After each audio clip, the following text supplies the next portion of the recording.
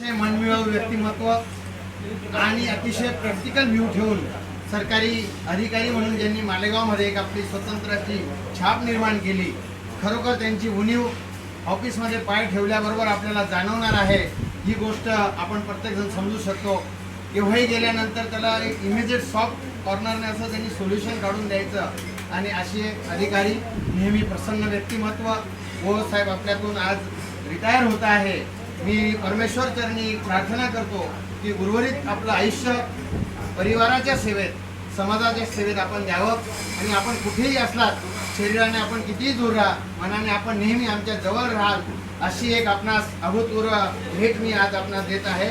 नुकतेच 2 दिवसापूर्वी राष्ट्रसंत इथे मालेगावमध्ये आले होते आणि याच्यातल्या ज्या गोष्टी आहेत त्या बऱ्याचशा भावी जीवनामध्ये तुम्हाला पलपल कामात येतील। आमच्या मनपूर्वक शुभेच्छा। तुम्हाला दीर्घायू लाभो, निरोगी आयुष्य लाभो, मनपूर्वक हार्दिक शुभेच्छा।